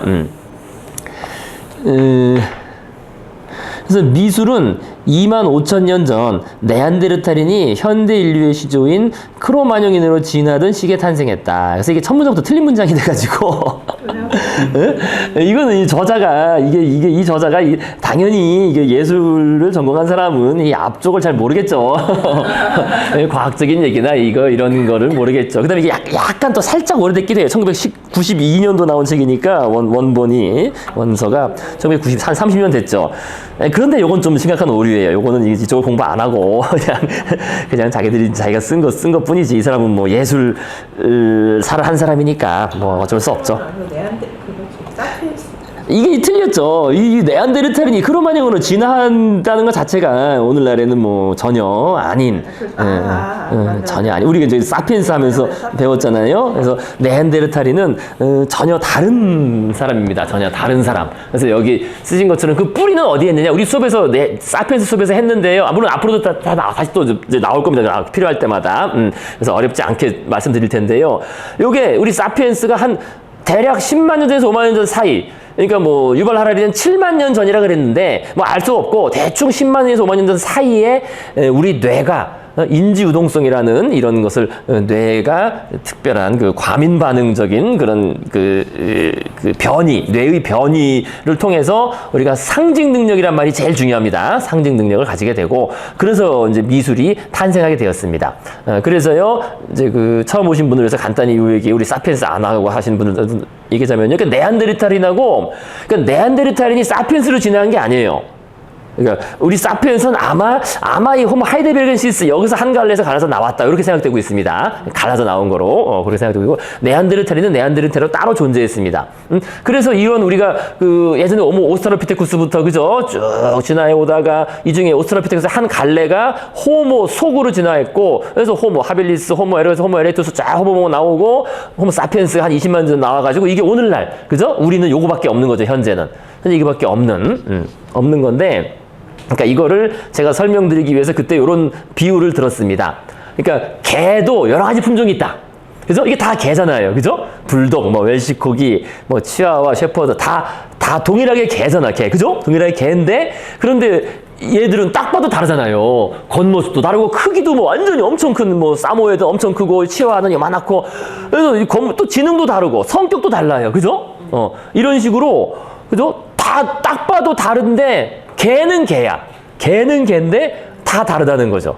마찬가지라는 거예요. 인간도 그러니까 우리가 인간이라 그러면은 이 호모 사피엔스만 우리만 인간이라고 생각하는데 네안데르탈인은 인간은 아닌 뭐 인간의 조상 뭐 이렇게 말해. 잘못 얘기하는데 그렇지가 않아요. 이게 다 인간이에요. 이거 다 인간입니다. 이것도 인간이고 인간 다 인간이에요. 인간. 이 똑같은 겁니다. 이거랑 이거 얘들이 다 개인 것처럼 그러니까 이렇게 보시면 돼요. 이게 지금 호모 사피엔스 그래서 네안데르탈인, 호모 에렉투스, 호모 프로렌시스 이건 한 1m밖에 안 되는 난쟁이에요. 1m. 1m밖에 안 돼. 근데 다 인간이라는 거예요. 인간. 그러니까 인간도 휴먼이죠. 라틴어로 호모고 영어로 휴먼에도 여러 품종이 있다는 겁니다. 이들 모두 인간이라는 거죠. 아까 개가 다 개인 것처럼 이렇게 이해하시면 쉽습니다. 그죠? 이렇게 이해하시면요. 그러니까 네안데르탈인도 인간이었고 사피엔스도 인간이었고 그래서 둘이 교배가 가능은 했다라고 우리가 이제 알고 있습니다. 둘이 교배가 가능해서 오늘날 우리 네안데르탈 유전자를 꽤 좀 가지고 있죠. 그죠? 그러니까 걔들도 걔들끼리 교배가 가능하잖아요. 그죠? 근데 지금 우리는 요거만 남은 거죠. 우리 사피엔스만 아주 뛰어난 그 지능과 사회성을 통해서 우리만 남았고 나머지는 다 멸종했는데 그렇다고 해서 이 사람들이 인간이 아닌 건 아닌 거예요. 다 인간이라는 겁니다. 자, 그래서 지금 여기 첫 번째 나온 게 일단 그 잘못된 진술입니다. 잘못된 진술이에요. 잘못된 고고학적으로 뇌과학적으로 잘못된 네안데르탈인이 사피엔스로 진화한 게 아니라 그냥 다른 품종으로 따로 존재했다. 그래서 크로마뇽인이 사피엔스입니다. 크로마뇽인. 근데 옛날에는 크로마뇽인이라고 많이 썼는데 저도 정말 옛날 얘기입니다. 요즘엔 저런 말 안 써요, 잘. 요즘엔 안 써요, 크로마뇽인은. 근데 크로마뇽인은 이제 굳이 말하자면은 유럽으로 진출한, 그러니까 사피엔스가 그 아프리카에서 출현해가지고 전 세계로 퍼져나갔는데 유럽으로 진출한 초기 호모 사피엔스를 크로마뇽인으로 우리가 이제 보통 발굴된 그 사람들을 초기의 그 사피엔스, 초기 유럽 거주 사피엔스들을 크로마뇽이라고 부릅니다. 지명을 갖다 붙인 거예요. 네, 그렇죠. 그 발견된 지명. 크로마뇽에서 발견됐기 때문에. 네. 자, 그래서 이제 그게 잘못됐습니다. 그것부터 벌써 그러니까 크로마뇽이 진화에 있었던 게 아니라 그 다음도 이제 답이 나왔죠. 큰 답은 인류는 지능이 발달함에 따라 창작 능력도 발달했고 회화와 조각에서 이미지를 만드는 능력도 생겼다. 이게 뭐 단순히 지능이 발달의 문제가 아니고요. 아까 말한 대로 인지 유동성을 획득하면서 했다는 겁니다. 뭐 나중에 또 나올 때 말씀드리겠고요.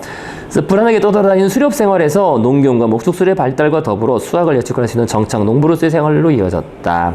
식량 채집에서 생산 시대로 도약한 것이다. 메소포타미아, 소아시아 그리고 이집트에서는 도시나 도시국가 그리고 왕국과 같은 좀 더 복잡한 형태의 인간 공동체가 형성되었으며 인간들 사이의 관계와 신과 인간 사이의 관계를 규정하는 법과 종교가 만들어졌다. 문자가 발명되고 숫자 계산법이 고안됐을 뿐 아니라 파종과 수확의 적절한 계절과의 때를 예측하기 위해 별들의 행로가 좌표화되었다. 또한 왕의 위엄을 과시하기 위해 건축, 조각, 회화가 번창했다. 이런 게 이제 좀 중요한 포인트이긴 해요. 왕의 위엄. 왕의 위엄이라는 게 왕의 권위 같은 거잖아요. 권위, 사회적 지위, 권력을 과시한다. 권력을 드러낸다. 무엇을 통해서? 무엇을 통해서? 물질, 사물을 통해서. 그게 핵심이에요. 사물, 물질을 통해서. 그게 이제 사피엔스만이 한다는 거예요. 그게. 물질을 통해서. 예, 왕관 쓰고 이런 거. 그러니까 그때도 말씀드렸지만은 침팬지는 결코 왕관을 만들어 쓰지 않거든요. 그죠? 아무리 서열 1위라고 해도. 앞으로 나올 있으면 또 말씀드리겠습니다. 몇천 년 동안 문명의 부침 속에서 그들은 이 미술의 세 가지 형태, 회화, 조각, 건축을 통해 그들이 문화적 야망이나 꿈, 가치체계 등을 구현했다.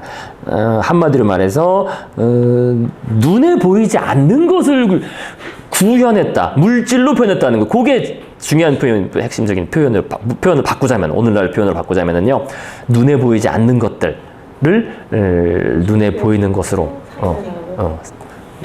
나타냈다. 그게 미술입니다. 자, 그래서요, 그 다음에는 이제 그래서 문명에 출현하고, 뭐, 이집트, 메소포타미아 얘기가 나온 것이고, 그 다음에는 그리스입니다. 그죠? 그 다음에는 그리스.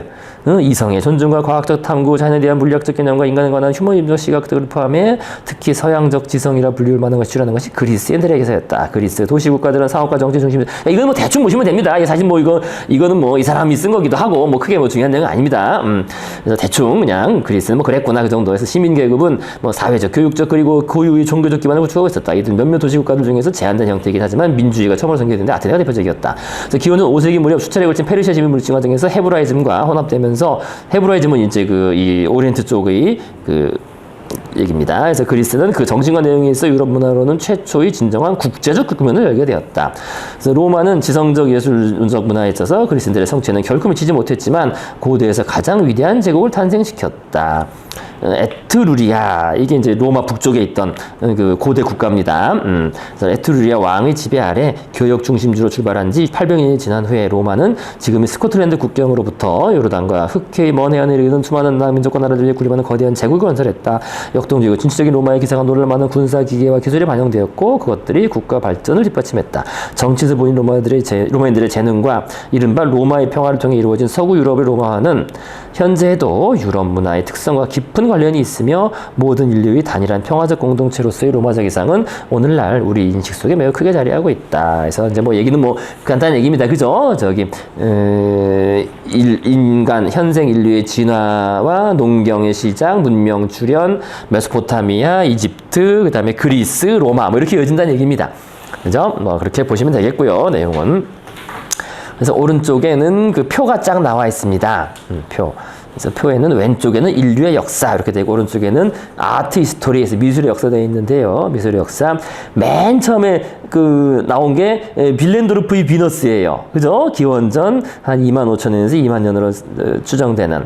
그 다음에 동굴벽화가 그려지고 그러면서 역사상 최초로 이름이 기록된 예술가 이모테비 피라미드 건립. 그러니까 이런 게 이제 이런 거를 혼동하면 안 된다는 거예요. 예, 이게 예술가가 아닌 거지. 정확히 말하면은 이 사람은 관리예요, 관리. 건축 감독 관리자. 또는 뭐 그러면서 기술자겠죠, 당연히. 그죠? 그걸 다 알아볼 수 있는 그 피라미드를 건설한 자기 이름이 남았는데 그 파라오의 명령에 의해서 그죠? 그거를 관리하고 그걸 설계하고 관리한 사람이니까 예술가라고 말해서 오늘날의 우리 아까 말씀드린 그 현대적 의미의 예술가, 그죠? 어떤 독창적이고 뭐 천재성이 빛나는 뭐 그런 예술가는 아니고 자기가 뭐 어떤 자신의 감정을 표현하고 그런 건 아닌 그냥 그러니까 이 이모탭이나 우리나라의 뭐 장영실이나 같은 마찬가지라며 사실은.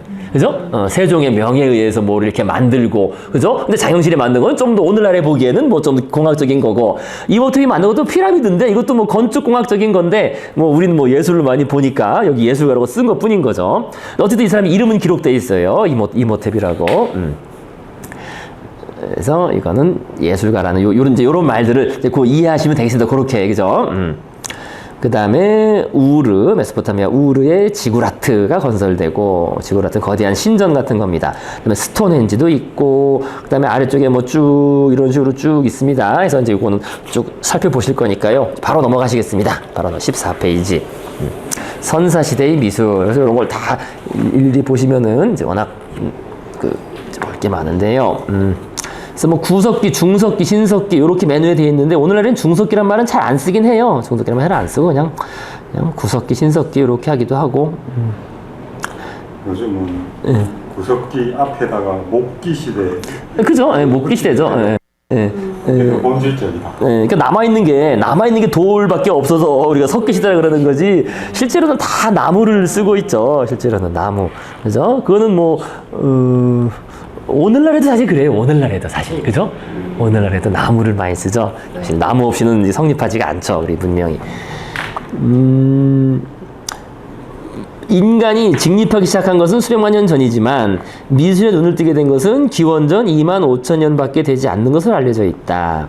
그래서 인간이 동굴에 살면서 사냥을 했던 마지막 빙하기에 네안데르탈인은 도구를 사용을 쉽게 되었고, 보다 지능이 높았던 크로마뇽인은 진정한 의미의 창의력을 발휘하게 되었다. 이런 거는 뭐 그냥 뭐 네안데르탈만 도구 사용한 건 아니니까요. 최초의 미술은 주거지를 꾸미거나 몸을 치장하기 위해 생겨난 것이라기보다 예측 불허인 자연의 힘을 통제하고자 하는 염원에서 출발했고, 당시 인간들은 사람과 짐승의 형상으로 만든 그림과 조각들이 초자연적이고 마술적인 힘을 가지고 있다고 믿었던 것 같다는 것 뿐인 거지, 추정인 것 뿐인 거지 알 수는 없어요. 이거 뭐를 말하는지 알 수 없습니다. 자, 그런데 어쨌든 그 왼쪽에 있는 빌렌드루프의 비너스가 있습니다. 그래서 기원전 2만 년에서 2만 5천년에서 2만 년 전에 만들어진 이 작은 여성 입상은 역사상 최초의 인간상이다. 커다란 가슴과 튀어나온 배, 간략하게 표현된 둥근 머리를 보면 특정 여인상이라기보다는 둥근 덩어리 같은 느낌이다. 이 조각상은 풍요다산의 상징이었던 것으로 뭐 보인다는 것 뿐인 거지 뭐 뭔지는 모릅니다. 뭔지는 몰라요. 알 수 없습니다. 그런데 이제 이게 최초 예술품이 아니죠. 이미 우리 배웠죠. 그죠? 그죠? 이게 이제 그러니까 이 사람 이제 이게 앞에 전문가가 아니라서 어쩔 수 없어요. 고고학 전문가도 아니고. 최초의 예술품으로 인정받는 건 사실 이제 썰이 많은데, 요게 이제 현존하는 최초의 예술품으로 이제 대체로 인정되는 겁니다. 우리 그 사피엔스에서 나왔던 거예요. 그래서 머리는 사자, 몸은 인간인 맘모스 상아에다 조각한 겁니다. 상아에다 조각한 독일 슈타델 동굴에서 발굴된. 그래서 탄소 연등 측정은 한 3만 5천 년에서 4만 년, 1000년 전 사이. 높이는 31cm니까 작진 않아요. 30cm면 꽤 높죠. 그죠? 높은 이런 겁니다. 그래서 유발 하라리는 이걸 왜 3만 2천 년, 이 사람도 이제 좀 잘 틀린 게 많아. 이게 좀 연도나 이런 게. 그죠? 3만 2천 년이라고 해서 모르겠어. 자, 요건데 요 층에서 발굴됐으니까요.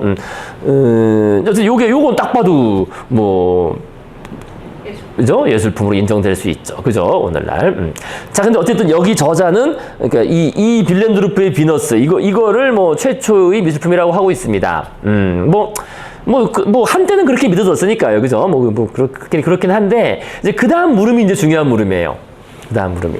아까도 우리 봤던 것처럼 거기 어떤 글이 나왔나? 어떤 게 나왔냐면은, 그죠? 이게 맛이 가서 색깔이 이게 왜 이러지? 껐다 켜볼까요? 껐다가 한번 켜볼까요? 이거를 이전에는 이렇게 하니까 제대로 보이네.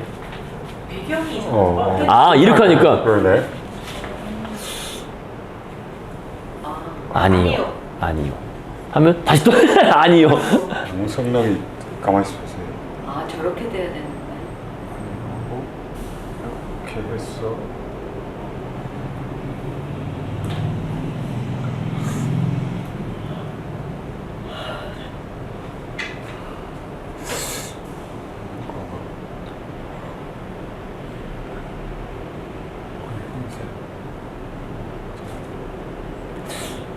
아닌 것 같아요. 저도 이건 잘 모르고 네. 그냥 뭐 이것도 벌써 막 이렇게 나오네, 그죠? 그리게. 네. 한번 껐다 켜볼까? 네, 껐다 켜보자. 얘하고 저. 일단 빼고 저걸 아이고. 하고 저장량 네, 관계없어. 자, 그래서 어쨌든 이제 핵심적인 질문은 그겁니다. 그럼 이거는 왜 예술이고, 근데 그 전에도 좀 전에 보셨던 것처럼요, 그죠? 그 돌도끼를 만들었는데, 그 돌도끼는 왜 우리가 미술이라고 안 생각하느냐, 그죠? 상징이 의미가 없어요. 의미를 담고 있지. 그죠? 그죠? 이제 답이 이제 그죠? 예. 그러니까 의미를 담고 있지 않은 거죠. 이제 되는 것 같다. 나왔다. 예, 나왔습니다. 제대로 됐네. 예, 껐다 키워. 예, 되죠. 예. 키우고, 예. 그 정도? 뭐, 이 정도면 됐습니다. 뭐, 그냥 뭐 이제 거의 다 됐으니까요. 그죠? 해야 되는데 예. 그러니까 이제 이것도 딱 봤을 때, 근데 이게, 과연 그러니까 어쨌든 이것도 의도를 가지고 만든 건 분명한 것 같아요. 그 의도를 가지고서 대충으로 만들었거든요. 이걸 누가 만들었냐면 아까 우리 나왔던 호모 에렉투스가 만들었어요. 호모 에렉투스는 한참 전에 존재했던 말 그대로 176만 년 전이니까 뭐 이거랑은 비교도 안 되죠. 2만 년 전, 5만 년 전 만든 거 176만 년 전부터 13만 년 전까지 아주 번성했거든요, 나름. 그래서 계속 똑같은 걸 만들고 살았거든요. 근데 이거 만들려면은 우리들 못 만들어요, 오늘날. 그죠? 돌멩이 지금 만들기 못 만듭니다. 엄청 이거 노력을 해서 이게 대칭으로, 그죠? 이렇게도 대칭이고, 그죠? 다 어떻게도 대칭을 만들었는데, 이것도 정말 공들여서 만들었는데, 이거는 왜, 그죠? 이 아슐리안 주목도끼라 그럽니다. 이게 그때 말씀드렸죠. 사피엔스 할 때 왜 연천에서 발굴된 연천 성운리에서 그 미군이 왜, 그죠? 놀다가 휴가 갔다 이렇게 발견한 연천 성공리에서 발굴된 그 아슐리안 주목도끼인데요. 근데 이거는 왜 미술 작품이라고 말하지 않고 어느 책에서도 말하지 않아요. 그죠? 어느 책에서도 이거 아니면 뭐 그냥 뭐 오늘날에 뭐 요거, 그죠? 이게 최초의 미술이고 이거를 미술로 얘기하지 않는데 그게 왜 그러냐? 그죠? 왜 그럴까요? 아까 말씀하신 것처럼 이거는 실용적인 거에 쓴 거고 저거는 한 분씩. 무슨 목적을 갖고 목적? 이것도 목적은 있을 거 아니에요. 어떻게? 어쩌려고 저거는 실용적인 거에 쓴 거고 저거는 어떤 상징적인 거. 상징적인 거. 그러니까 신의 뭐 기본을 뭐 기도를 하거나 뭐 그래서 기원을 뭔지는 모르지만 어쨌든 그죠? 그런 것 같고. 근데 이것도 참 말이 많아요. 말이 많은데 이것도 이게. 자, 그 다음에 또 마찬가지 질문 좀 이따 나올 텐데요. 미리 드리겠습니다. 이것도 그래요. 이것도. 그죠? 이 고인돌은 여기 아예 나온 김에 말해 봅시다. 그죠? 여기 맨 밑에 그 페이지 밑에 최초의 건축물이라고 되어 있잖아요. 이 최초의 건축물. 근데 최초의 건축 한마디로 여기서 말하는 건축은 이제 미술에 포함되는 건축이잖아요. 그죠? 그러니까 최초의 건축물. 빙하게 지나고 기후가 점차 트이자 인류 역사는 구석기 시대에서 신석기들로 접어들게 되었다. 동물의 모여 사냥으로 살아가던 인류는 유목민에서 농경민이 되었고 식량공이 원활해졌다. 이때 최초의 기념적인 적합품을 만들어야 되었는데, 그러니까 이 사람 얘기는 농경 시작 이후에 최초의 건축물이 나왔다는 건데 그것도 틀렸죠. 그렇지 않죠. 농경 시작 이전에 나왔는데 그건 좀 이따 보여드리고요. 기원전 5,000년 전부터 나타나는 거대한 우뚝 솟은 돌로 만든 건축물이 그것이다. 이 건축물들은 대부분 세 가지 기본형으로 나눌 수 있다. 첫 번째는 거대한 수직의 돌 위에 석판을 얹어놓아 마치 거대한 탁자 같은 모양을 한 고인돌, 그죠? 그 다음에 규모가 큰 것은 5m 크기, 약 350톤, 엄청나죠? 거대한 돌덩이 하나를 세워놓은 선돌, 그죠? 선돌도 있고, 스톤헨지 같이 돌덩이들을 원형으로 배치한 환상 열석 등이 있다. 그래서 지금 이 입장에 따르면은 이거는 최초의 건축물인데 이건 우리나라 강화도에 있는 거 BC 한 1500년 정도 그때 세웠던 강화도에 있는 이거는 건축물, 그러니까 미술에 속하는 건축이라고 여기는데 이거는 그럼 왜 아닌가? 이 매머드 뼈로 지은 운막집이거든요. 이게 이제 부셔서 그렇지 매머드를 뭐 한 그죠? 30몇 마리 잡아서 이렇게 딱 집을 짓고 살았어요. 이 우크라이나 지역에서 그쪽 매머드 사냥 러시아 이런 데서. 이것도 상당히 정교하게 뭐 지어야 되거든요. 그렇다면 이게 근데 왜 이거는 건축이고 그죠? 고인돌만 미술로 언급되고 운막집은 미술로 언급되지 않느냐, 그죠? 과연 미술이란 뭐냐 이제 그 얘기가 되겠습니다. 자, 그래서 최초의 건축물은 지금 이게 아니라 농경 시작 이전에 우리 이제 사피엔스에서 나왔던 얘기입니다. 그죠? 사피엔스에서 최초의 건축물은 현재까지 알려진 괴베클리 테페라는 신석기 유적지입니다. 여기 어딘지 아시겠죠? 그죠? 터키 지역과 여기 비옥한 초스도 아시죠? 여기에 있는 여기서 발굴된 요겁니다. 그죠? 요렇게 된 괴베클리 테페 유적. 이거는 농경 시작 이전에 수렵채집인들이 만든 거예요. 그죠? 수렵채집인들이 만든 대단한 건축물입니다. 요거. 그죠? 이런 식으로 가상도. 수렵채집인들이 좀 엄청나게 만들었어요. 엄청나게. 그죠? 엄청난 건설 상상도. 정말 대단한 거 만들었죠. 이제 이런 거는 건축물이 되는 거지. 미술. 그죠? 이제 아까 말씀하신 무언가를 상징하는, 그죠? 뭔지 모르지만 상징하는, 그러니까 눈에 보이지 않는 것을 표현한 거죠. 그죠? 눈에 보이지 않는 것을 표현하고, 드러낸 거죠. 자, 그 다음에, 이제 이건 또 왜 삐뚤어졌냐? 왜, 이건 뭔가 삐뚤어져. 이게 좀 아래로 가야 되는데, 이게 좀 뭔가 이것도 어긋났네요. 스톤헨지입니다. 스톤헨지를 위에서 보면 이렇게 돼요. 그죠? 스톤헨지는 여기도 그림이 있죠. 그죠? 여기 스톤헨지. 그죠? 저기 오른쪽 위에, 그거 간단히 보실까요? 15페이지 위쪽에 스톤헨지. 영국 최초의 석조 건축물. 이렇게 해서. 중세는 이 수수께끼 돌무리를 보고 고대 거인족이 만들었다고도 했고, 마술사 멀린이 마법으로 아일랜드에서 이것까지 가져온 것이라 믿기도 했다. 멀린이 누군지 아세요? 멀린 유명한 마술사죠. 항상 아도왕. 원탁의 기사. 아도왕 옆에 나와가지고, 아도왕을 막 도와주고 뭐 이렇게 하는 마법사 멀린.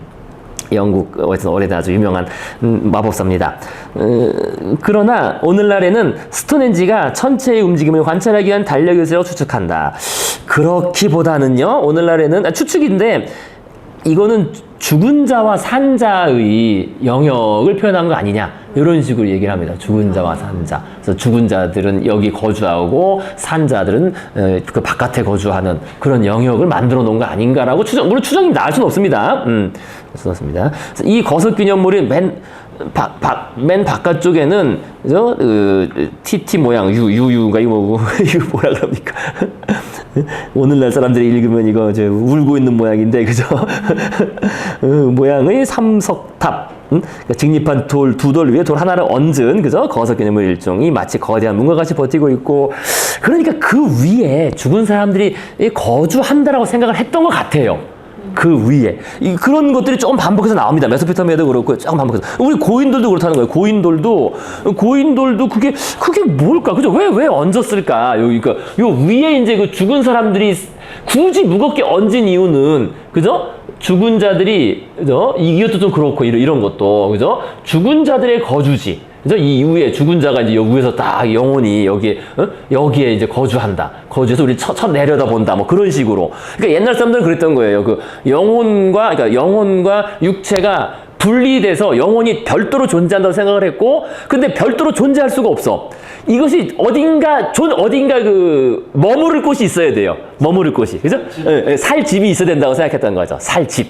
그러니까 살 집. 영혼이 살 집으로 만든 게 아닌가. 라고 그렇게 생각을 합니다. 그래서 이것도요, 이 괴페글리 탭에도 그런 것 같고, 특히 요 스톤헨지 같은 경우도 영혼이 살집.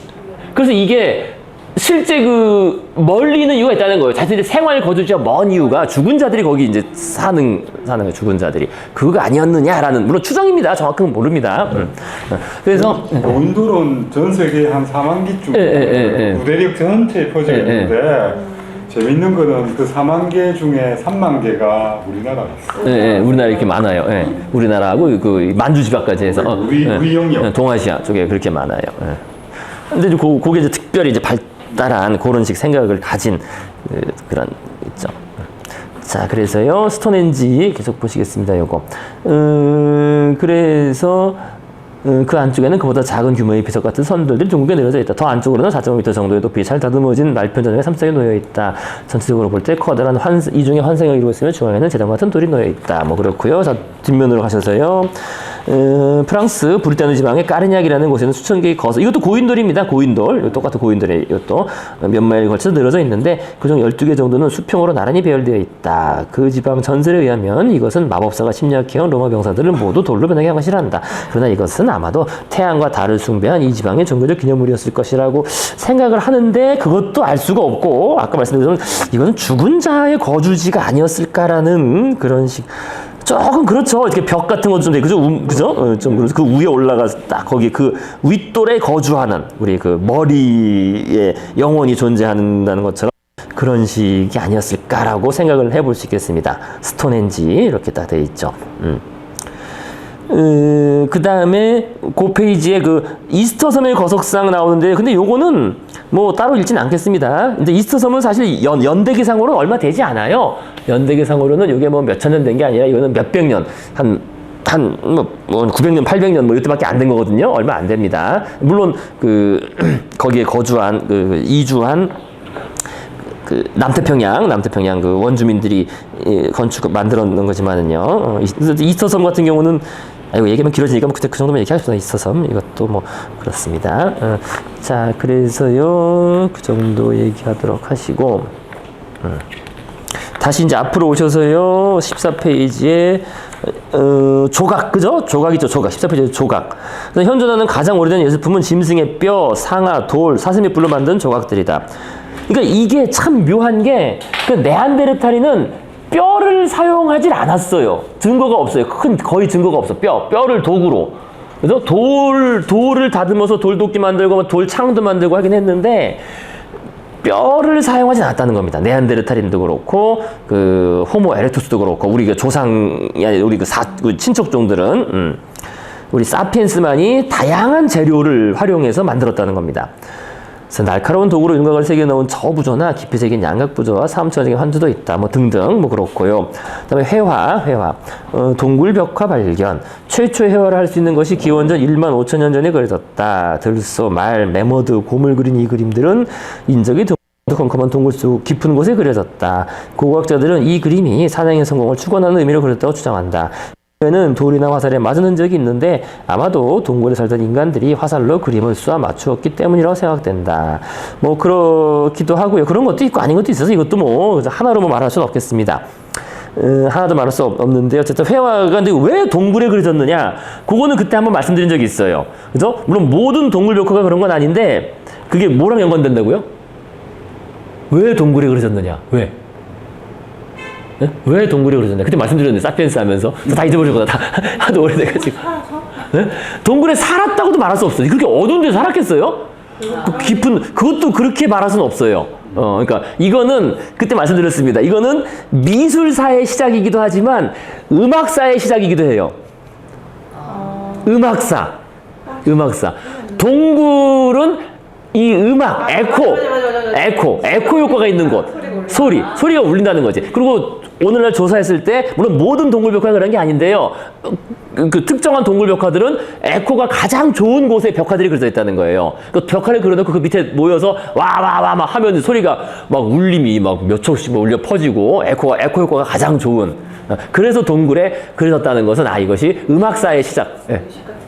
그래서 일종의 그 그림을 그려놓고 그냥 그려놓고 간 게 아니잖아요. 그려놓고서 그 안에 앞에서 막 뭐 했을 거 아니에요. 그래서 같이 노래 부르고 춤추고 비슷한 그죠? 그런 행위를 했을 거니까 그렇다면은 그것을 그냥 막 아무데나 그린 게 아니라 에코 효과가 가장 좋은 음향적 효과가 좋은 곳에 그렸다. 배경 화면이구나.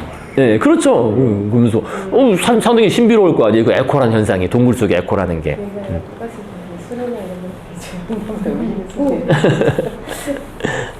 자, 그래서 빛도 없어서 어떻게 그 껌껌한 데서 그러니까 뭐 횃불 들고 했겠죠. 그러니까 더더군다나 신비로웠겠죠. 횃불 들고.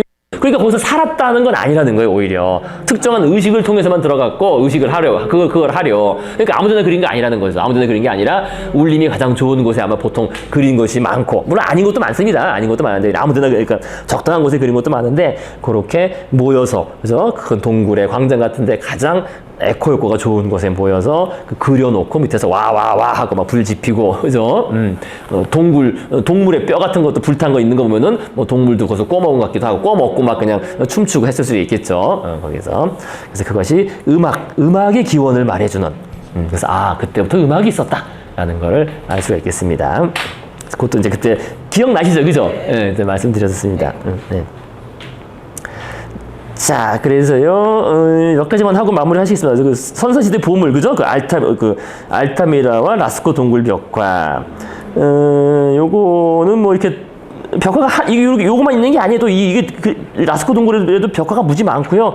이 알타미라 동굴이 벽화에도 그림이 많습니다. 여러 번 반복해서 많이 그렸습니다. 이 사람들이요.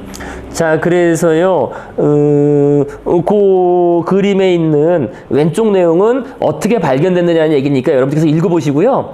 오른쪽 아래 있는 거 보시겠습니다. 오른쪽 아래에 그 그림 설명이죠. 그러니까 동굴의 울퉁불퉁한 벽면에 석탄으로 그린 것이다. 그러니까 그때도 말씀드린 것처럼 옛날 사람들이 그림을 그린다는 게 쉬운 일이 아닌 게 그 염료를 만드는 게 쉬운 게 아니에요. 이것도 잘못 생각하시면 안 됩니다. 나중에 말씀드리겠지만은요, 우리가 염료를 자유롭게 활용할 수 있게 된 거는 인상파 때부터예요. 19세기 중반 이 물감, 그죠? 이거 뭡니까? 물감을 튜브 물감, 그죠? 튜브로 짜서 쓸 수 있는 그 물감을 통해서 우리는 자유롭게 그 색채를 그죠? 표현할 수 있게 되는 거는 인상파 때부터입니다. 그러니까 인상파 그림이 화려한 거예요. 그죠? 인상파 그림은 정말 다양한 색채와 화려한 색채의 실험이 나온 게 그겁니다. 그 전에는 이 화가가 만들어야 돼요. 염료를. 화가 자신이 화학자로서 만들어야 되고 또 아니면 사오든지 그죠? 배워요. 그러니까 화가의 시작은 그게 일종의 그러니까 예술가라기보다는 장인인 거죠. 장인. 그래서 하나하나 재료부터 자기가 관리해야 되고 만들어야 되고 어떻게 만드냐에 따라서 색채가 그죠? 좀 달라지기도 하고 또 오래 갈 수도 있고 덜 갈 수도 있고 그렇다는 겁니다. 그래서 이때도 마찬가지라는 거예요. 이때도 이걸 어떻게 그리냐. 이거 쉬운 게 아니라는 거죠. 이거를 색채 효과를 낸다는 게.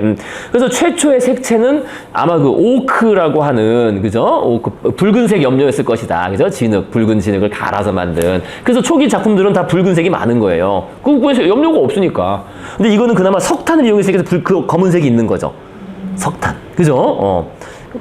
자, 그래서요, 동굴의 울퉁불퉁한 벽면에 석탄으로 그린 것이다. 자연적인 조건을 최대한 이용해 바위의 불룩한 면으로 양감을 표현해. 그래서 왼쪽에 그죠?